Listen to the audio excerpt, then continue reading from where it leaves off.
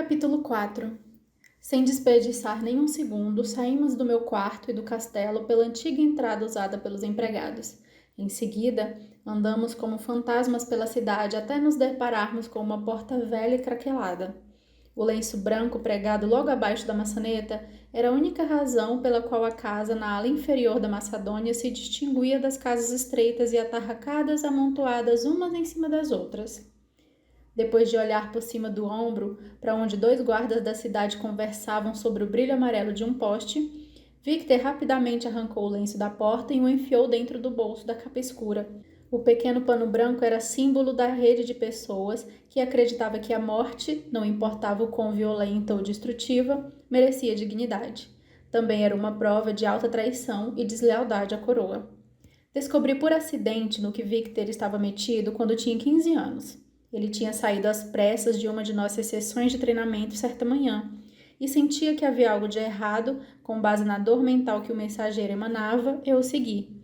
É claro que Victor não ficou nem um pouco satisfeito. O que ele estava fazendo era considerado um ato de traição, e ser pego não era o único perigo. No entanto, eu sempre tinha ficado incomodada pela maneira como aquelas coisas eram tratadas. Exigi que ele me deixasse ajudar. Ele disse que não. Deve ter repetido isso umas centenas de vezes, mas eu fui implacável e, além disso, era particularmente bem equipada para auxiliar em tais assuntos. Victor sabia do que eu era capaz de fazer, e a sua empatia pelas outras pessoas se uniu ao meu desejo de ajudar.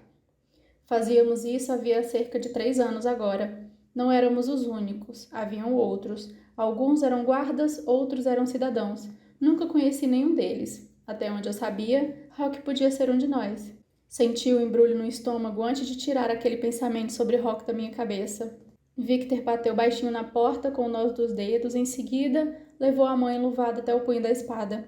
Alguns segundos depois, as dobradiças estalavam quando a velha porta encarquilhada se abriu com um rangido, revelando o rosto pálido e redondo e os olhos vermelhos e inchados de uma mulher. Ela devia ter quase 30 anos, mas a ruga tensa no meio da testa e os vincos ao redor de sua boca faziam parecer décadas mais velha. A causa da sua aparência desgastada tinha a ver com um tipo de dor mais profunda que a dor física, e vinha do cheiro que emanava da casa logo atrás dela. Sob a fumaça densa e desagradável do incenso terroso, havia aquele inconfundível aroma azedo e enjoativamente doce de putrefação e decomposição. De uma maldição. Você precisa de ajuda? Perguntou Victor em voz baixa. A mulher brincou com o botão da sua blusa amassada, desviando o olhar cansado de Victor para mim. Agucei os sentidos em sua direção. Uma dor profunda irradiava dela em ondas que eu não conseguia enxergar, mas era tão pesada que quase se tornava uma entidade tangível ao seu redor. Eu podia sentir a dor passando pela minha capa e roupas e arranhando a minha pele como unhas enferrujadas e gélidas. Ela parecia uma pessoa à beira da morte, mas sem que tivesse sofrido uma única lesão ou doença, tamanha a intensidade da sua dor. Lutando contra o impulso de me afastar dali, estremeci dentro da capa pesada. Meu instinto exigia que eu a mantivesse a distância entre nós, que eu me afastasse o máximo possível. A dor dela forjava correntes de ferro ao redor dos meus tornozelos, me prendendo ali, com seu peso conforme se apertava em volta do meu pescoço. A emoção obstruiu a minha garganta, com o rosto de algo como desespero amargo e desamparo pungente. Acalmei os meus sentidos, mas tinha me aberto para ela por tempo demais. Já estava sintonizada com a sua angústia. Quem é essa aí? Perguntou ela com a voz rouca pelas lágrimas que eu sabia que tinha deixado seus olhos inchados. É alguém que pode ajudá-la, respondeu Victor de um jeito que eu conhecia muito bem. Ele usava aquele tom de voz calmo toda vez que eu estava prestes a agir de forma impensada e totalmente imprudente, o que, segundo Victor, acontecia com bastante frequência. Por favor, nos deixe entrar. Com os dedos imóveis no botão logo abaixo da garganta, ela assentiu bruscamente, e então deu um passo para trás. Segui Victor para dentro da casa, examinando o cômodo penumbroso que era uma mistura de cozinha e sala de estar. Não havia eletricidade na casa, somente lâmpadas a óleo e velas grossas e cerosas. Aquilo não era nenhuma surpresa, muito embora a eletricidade fosse fornecida na região da ala inferior para iluminar as ruas e algumas lojas. Apenas os ricos possuíam luz dentro de casa, e eles não são encontrados na ala inferior. Morava mais perto do centro da Macedônia, próximo ao castelo Termã e o mais longe possível da colina, mas aqui a colina se destacava. Respirando fundo, tentei não me concentrar em como a dor da mulher pintava as paredes e o chão com uma escuridão densa. Sua dor se acumulava ali, entre as quinquilharias e pratos de barro, mantas acolchoadas, barras poídas e móveis desgastados. Apertando as mãos debaixo da capa, respirei fundo mais uma vez e olhei em volta. Havia uma lanterna em cima de uma mesa de madeira, ao lado de vários incensos acesos. Ao redor da lareira de tijolos havia várias cadeiras. Fixei a atenção na porta fechada do outro lado da lareira. Inclinei a cabeça encapuzada enquanto estreitava os olhos para enxergar melhor. Sobre a cornija, mais perto da porta, avistei a ponta estreita de uma lâmina bordô sobre a luz fraca. Uma pedra de sangue. A mulher estava pronta para cuidar daquilo sozinha, mas do jeito que ela sentia, seria desastroso. Qual é o seu nome? Perguntou Victor, estendendo a mão para baixar o capuz. Ele sempre fazia isso. Mostrava o rosto para confortar os familiares e amigos, para deixá-los à vontade. Uma mecha de cabelos loiros caiu sobre a sua testa enquanto ele se virou para a mulher. Eu não revelei meu rosto. Agnes, respondeu ela, engolindo com dificuldade. Eu ouvi falar a respeito do lenço branco, mas não tinha certeza se alguém viria. Fiquei me perguntando se era alguma espécie de mito ou truque. Não é nenhum truque. Victor podia ser um dos guardas mais letais de toda a cidade, se não do reino, mas eu sabia que, quando Agnes viu seus olhos azuis, tudo que enxergou foi bondade. Quem está doente? Agnes engoliu em seco mais uma vez, enrugando a pele ao redor dos olhos como se tivesse fechado. Meu marido, Marlowe. Ele é um caçador a serviço da colina e voltou para casa 2 dias atrás. Ela prendeu a respiração e então soltou o ar pesadamente. Ele estava viajando havia meses. Fiquei tão feliz em vê-lo, sentia muito a sua falta e a cada dia que se passava, eu temia que ele tivesse morrido na estrada, mas ele voltou. Meu coração ficou apertado. Pensei em Finlay. Será que ele era o caçador que fazia parte do grupo de Marlowe? Ele parecia um pouco desanimado no começo, mas isso não era incomum. Seu trabalho é exaustivo, continuou ela, mas ele começou a mostrar sinais daquela mesma noite. Na mesma noite, uma pequena nota de alarme se infiltrou na voz de Victor e arregalei os olhos de consternação. E você esperou até agora? Nós esperávamos que fosse outra coisa, um resfriado ou uma gripe. Ela voltou a tocar os botões. A linha estava começando a aparecer ao longo dos discos de madeira. Eu não sabia até noite passada que era algo a mais.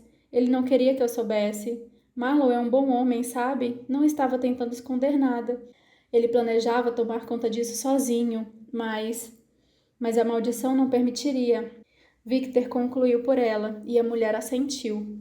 Olhei de volta para a porta.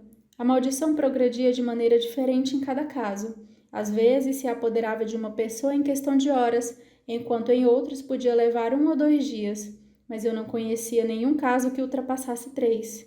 Era uma questão de tempo antes que ele sucumbisse, provavelmente horas ou minutos. Está tudo bem, assegurou Victor, só que não estava. Onde ele está agora? Levando a outra mão à boca, ela apontou com o queixo na direção da porta fechada. A manga da blusa estava manchada com alguma substância escura. Ele ainda é o mesmo, suas palavras saíram abafadas. Ele ainda está ali. É assim que quer se encontrar com os deuses, como ele mesmo. Tem mais alguém aqui? Ela fez que não com a cabeça, deixando escapar outra respiração entrecortada. Você já se despediu? Perguntei. A mulher estremeceu ao ouvir o som da minha voz, arregalando os olhos. Minha capa era um pouco disforme, então imaginei que ela tivesse ficado surpresa ao se dar conta de que eu era mulher.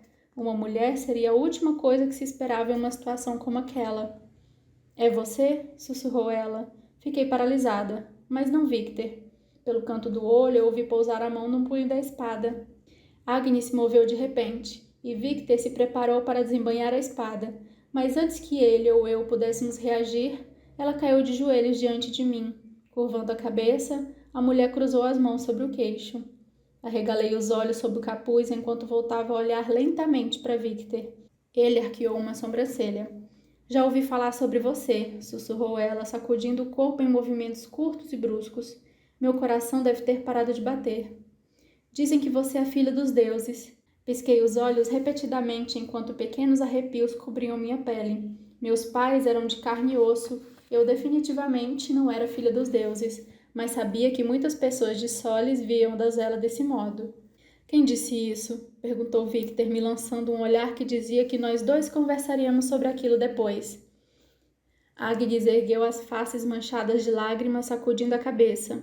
Eu não quero causar problemas a ninguém, por favor. Ninguém falou nada para espalhar boatos ou maldades. É só que... Ela parou de falar e olhou para mim. Sua voz virou quase um sussurro. Dizem que você tem o dom. Alguém definitivamente estava falando demais. Um calafrio sutil percorreu a minha espinha, mas eu ignorei quando a dor da mulher pulsou e então explodiu. Eu não sou ninguém importante. Victor puxou o ar ruidosamente.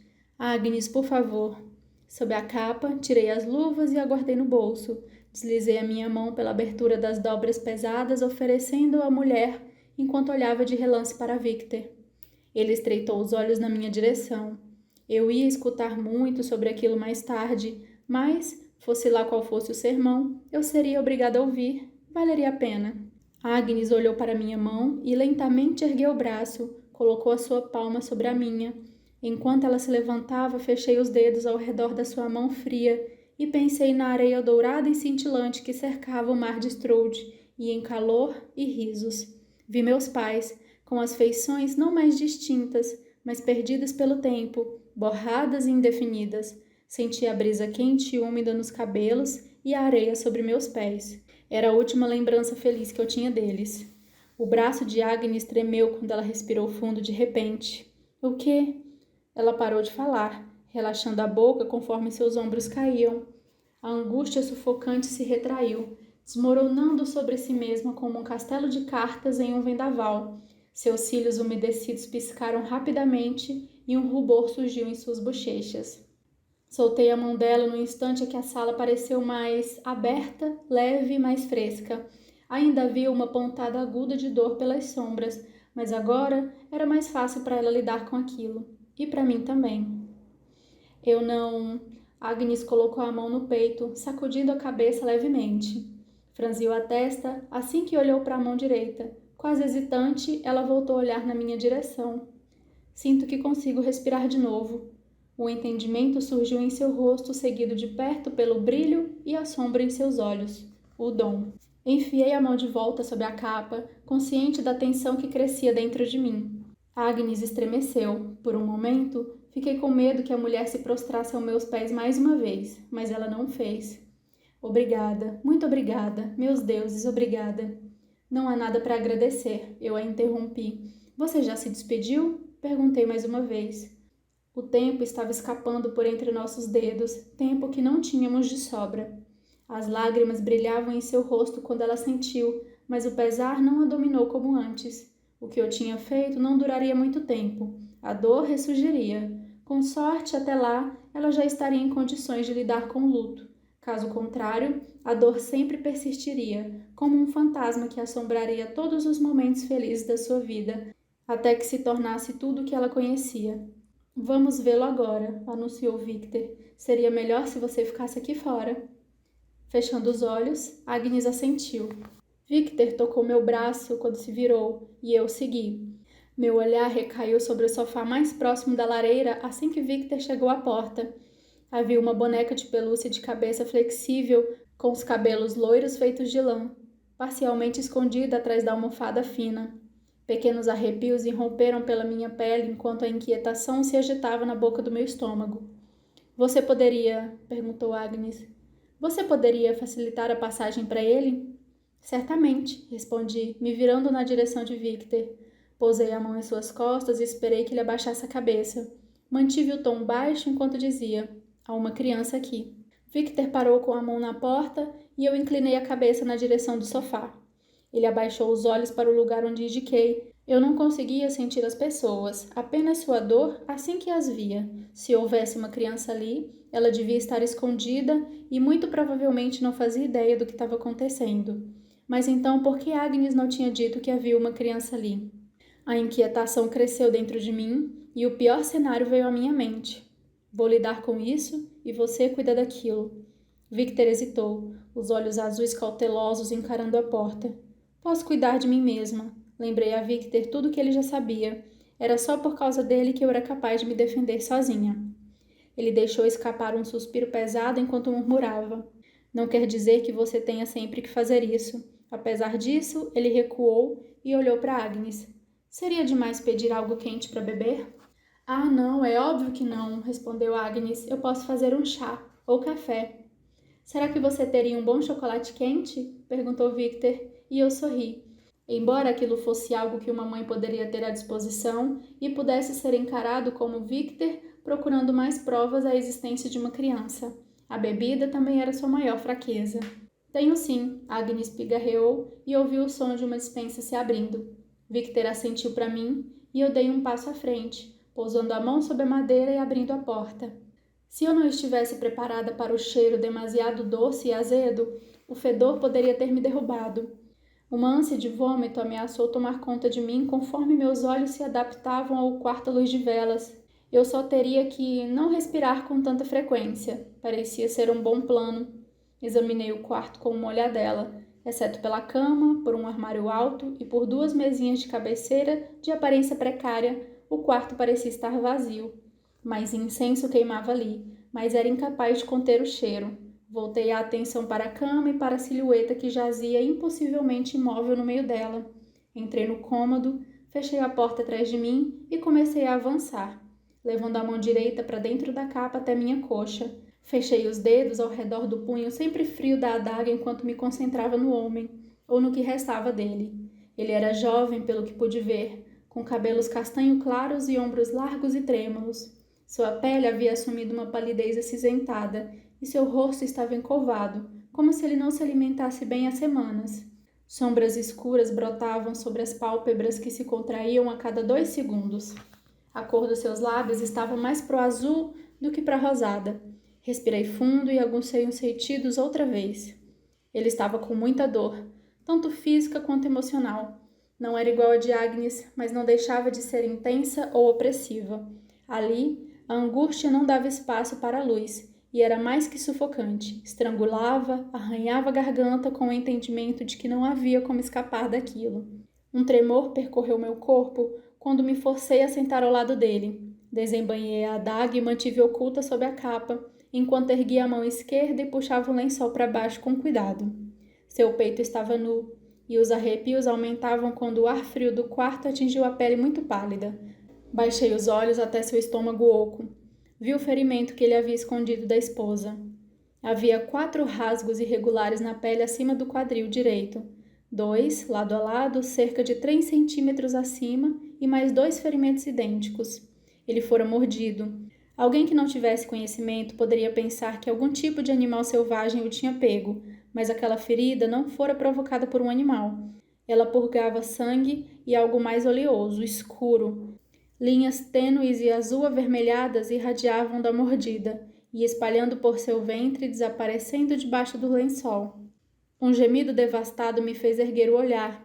Ele entreabriu os lábios, revelando como estava perto de um destino pior que a morte.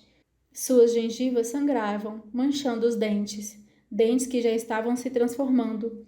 2 na arcada de cima e mais 2 na arcada de baixo. Os caninos já estavam se alongando.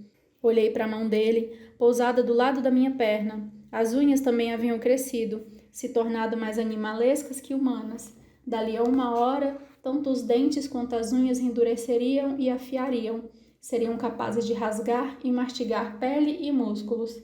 Eles se tornariam deles, se tornariam voraz. Impulsionado por uma fome insaciável de sangue, ele mataria todos ao redor. E se alguém sobrevivesse ao ataque, acabaria se tornando igual a ele. Bem, nem todo mundo. Eu não tinha me tornado. Mas ele estava se transformando naquilo que existia fora das muralhas da colina, o que vivia no meio da névoa espessa e sobrenatural. A maldade com que o reino de Atlante havia amaldiçoado aquelas terras, cerca de 400 anos após o término da Guerra dos 2 Reis, eles ainda eram uma praga. Os vorazes eram uma criação dos Atlantes, produto do seu beijo venenoso, agia como uma infecção, transformando adultos e crianças inocentes em criaturas famintas, cujo corpo e mente se deturpavam e deterioravam com fome incessante. Muito embora a maioria dos Atlantes tenha sido caçada até a extinção, muitos ainda existiam. Só bastava um Atlante vivo para criar uma dúzia de vorazes, se não mais. Eles não eram completamente irracionais, podiam ser controlados, mas somente pelo Senhor das Trevas. E aquele pobre homem tinha sido atacado e conseguira fugir. Mas devia saber que o que a mordida significava. Desde o nascimento, todos nós sabíamos. Fazia parte da história sangrenta do reino. Ele foi amaldiçoado e não havia nada mais a ser feito. Será que voltou para se despedir da esposa? De uma criança? Será que ele achou que seria diferente? Que seria abençoado pelos deuses? Escolhido? Não importava.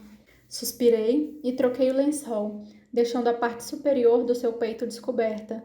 Tentando não respirar fundo, pousei a palma da mão na sua pele.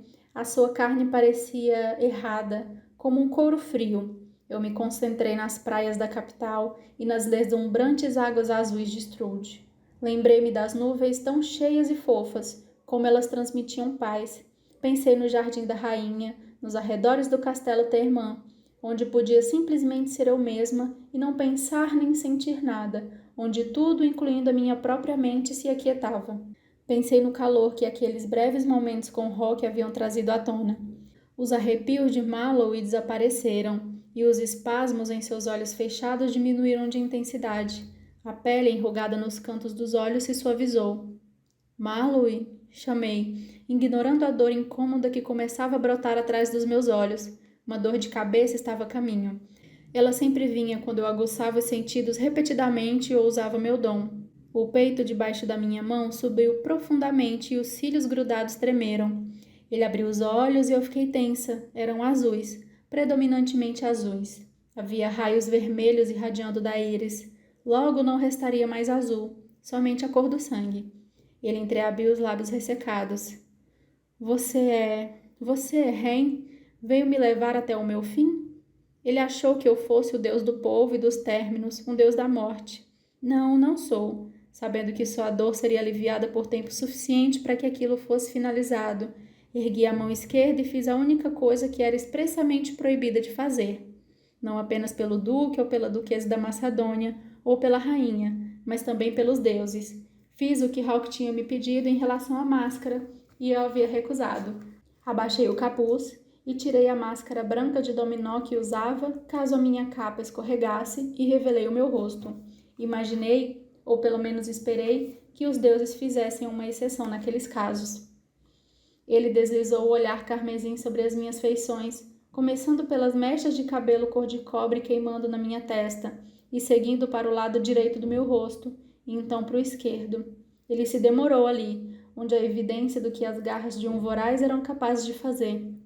Fiquei imaginando se ele estava pensando a mesma coisa que o Duque sempre pensava. É uma pena.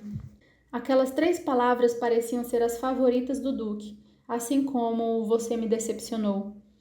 Quem é você? Perguntou ele com uma voz rouca.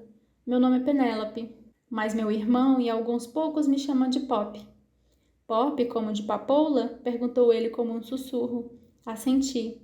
É um apelido estranho, mas minha mãe costumava me chamar assim, e pegou. Marlowe piscou os olhos lentamente. O quê? Os cantos da boca dele racharam, e das novas feridas escorreram sangue e escuridão. O que está fazendo aqui? Forçando um sorriso, apertei o punho da adaga e fiz outra coisa que poderia fazer com que eu fosse arrastada até o templo, mas ainda não havia acontecido, pois aquela não era a primeira vez que eu me revelava a um moribundo. Eu sou a donzela. Seu peito subiu com uma inspiração aguda e ele fechou os olhos. Um tremor percorreu pelo corpo do homem. Você é escolhida, nascida no manto dos deuses, protegida mesmo dentro do útero, velada desde o nascimento. Aquela era eu. Você está aqui por minha causa? Ele abriu os olhos e notei que o vermelho havia se espalhado até que restasse somente um vestígio de azul. Vai me dar dignidade?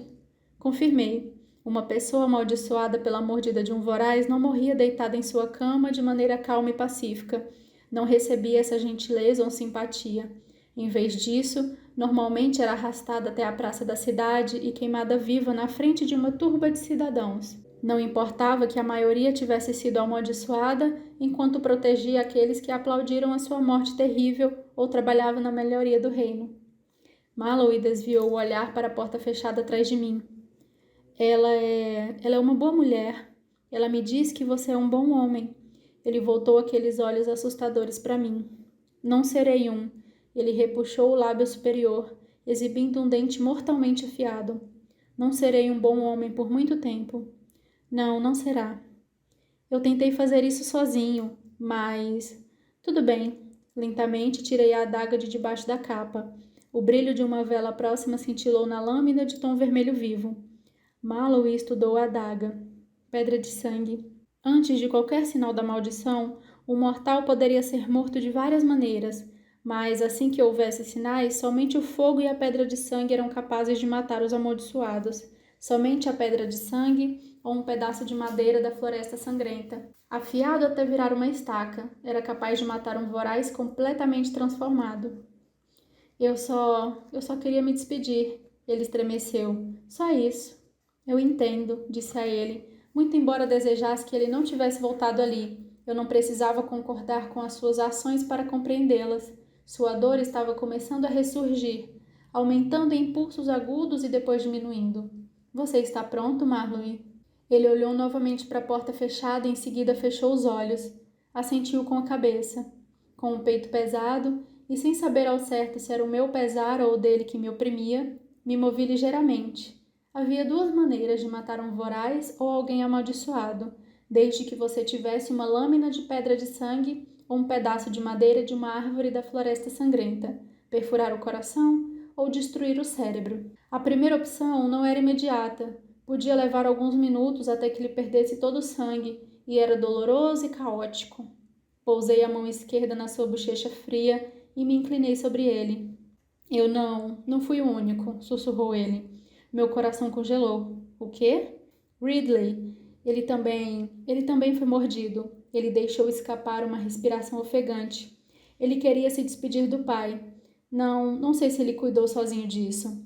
Se aquele tal de Ridley tivesse esperado até a maldição começar a apresentar sinais, não teria conseguido fazer isso. Fosse lá o que fosse no sangue de um voraz, de um atlante, desencadeava uma espécie de instinto primitivo de sobrevivência. Meus deuses, onde o pai dele mora? 2 quadras acima, terceira casa, azul. Acho que tem persianas azuis. Mas Ridley, ele mora no dormitório junto, com os outros. Meus bons deuses, aquilo podia dar muito errado. Você fez a coisa certa, disse a ele, desejando que ele tivesse me contado antes. Obrigada. Mallory fez uma careta e abriu os olhos novamente. Não havia mais nenhum vestígio de azul. Ele estava muito perto. Era uma questão de segundos. Eu não tenho... Avancei tão rápido quanto as víboras que se escondiam nos vales que levavam nos templos. A ponta da adaga afundou no ponto fraco na base do seu crânio, inclinada para frente entre as vértebras. A lâmina penetrou profundamente, cortando o tronco cerebral. Mallory estremeceu. E isso foi tudo. Ele deu o último suspiro antes mesmo de se dar conta disso. A morte foi tão instantânea quanto possível. Arranquei a lâmina dali, enquanto me levantava da cama. Os olhos de Mallory estavam fechados. Era uma pequena bênção. Agnes não veria quão perto ele estava de se transformar em um pesadelo. Que Ren possa acompanhá-lo até o paraíso, sussurrei, limpando o sangue e a adaga em uma toalha que havia sido colocada sobre a mesinha de cabeceira. E que você encontre a paz eterna com aqueles que morreram antes. Afastei-me da cama, embanhei a adaga e, em seguida, recoloquei a máscara e levantei o capuz, puxando-o sobre a cabeça. Ridley. Caminhei na direção da porta. Se Ridley ainda estivesse vivo, ele devia estar a poucos minutos de se transformar. Já era noite, e se ele estivesse naquele dormitório onde os outros guardas de folga dormiam, estremeci. Não importa como eles fossem bem treinados, os guardas eram tão vulneráveis quanto qualquer outra pessoa enquanto dormiam. Uma preocupação por um certo guarda da colina veio à tona, e o medo invadiu meu peito. Um massacre podia estar a caminho. Pior ainda, a maldição se espalharia, e eu sabia melhor do que ninguém com que rapidez poderia devastar uma cidade, até que não restasse nada além de sangue pelas ruas.